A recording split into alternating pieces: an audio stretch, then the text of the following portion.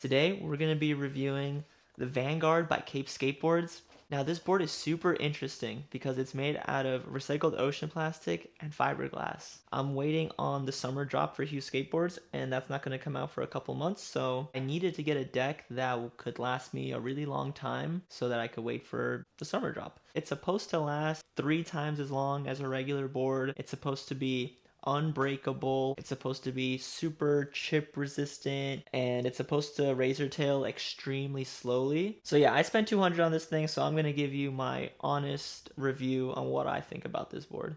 Let's talk about the specs of the board real quick. So it is 32 inches long, or not 32, my bad, 31.9. Yeah, it's just a hair under 32 inches long. Supposedly 825 inches wide. When I measured it, it measured at 8.1. So I was a little disappointed in that.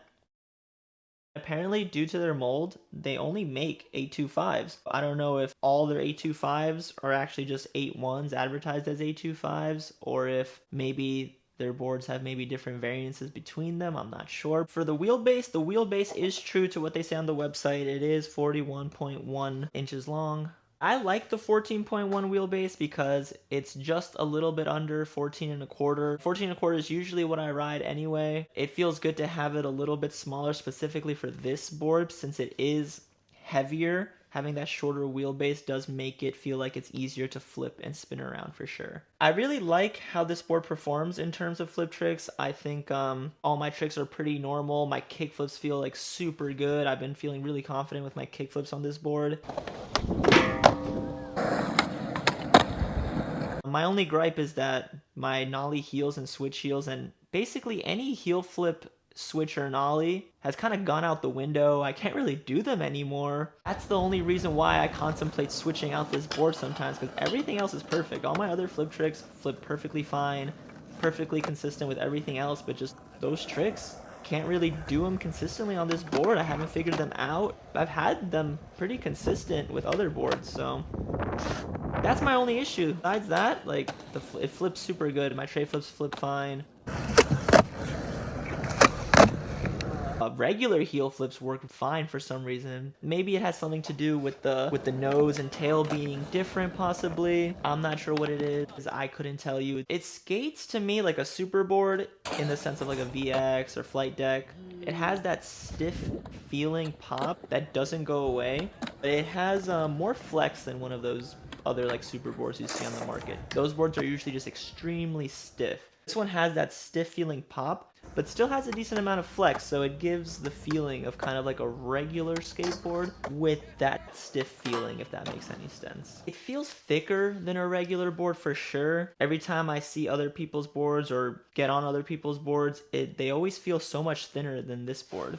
So I don't know if you can tell, but yeah, this board is really thick. It's definitely thicker than a regular 7-ply skateboard. I'm not sure if it's because of this that it feels heavier than a regular board, but it definitely just feels thicker and heavier than a regular skateboard for sure. But I think it's because of that weight that the pop is like so crispy sounding. It's such a good crisp sounding pop, and maybe that weight is what gives it that nice sound when you hit the tail. So some pros about this board is that it slides so good because of this plastic. It basically feels like a board that you wax like crazy all the time.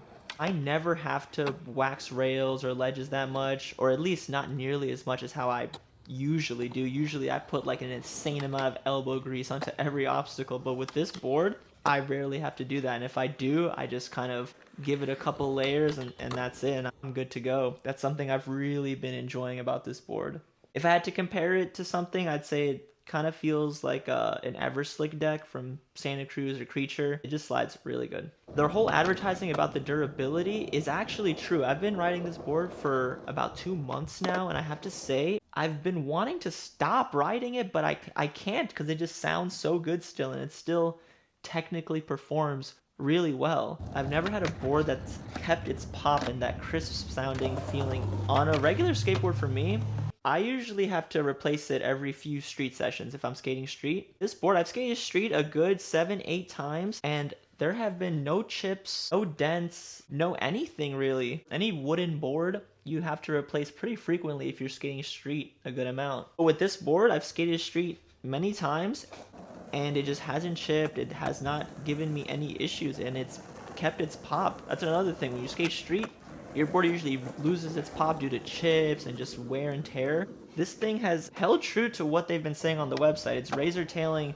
extremely slowly. What would make this board better for me is kind of just personal things like making it wider, making it more true to 825 as they advertise. I would probably like a fuller nose and tail too, just because I like a wider nose and tail, but I think that would happen if they just made the board a little wider anyway. And I also wish it wasn't as thick and heavy. I don't particularly like how thick and heavy it is. That's part of the reason why I'm skating them with hollow aces and just some worn out wheels, just because I want to try to keep everything else as light as possible. The combination has been doing me good. I've been really enjoying this setup. They recently dropped the price from $200 to $100, and of course they would do that after I already spent $200 on this board.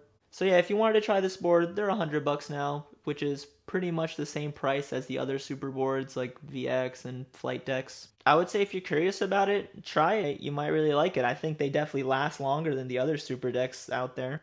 Alright, and that's my review on the Vanguard by Kape Skateboards. If you guys have any questions about my experience on the board, just leave it in the comments below and I'll definitely get back to you. Love y'all. Peace.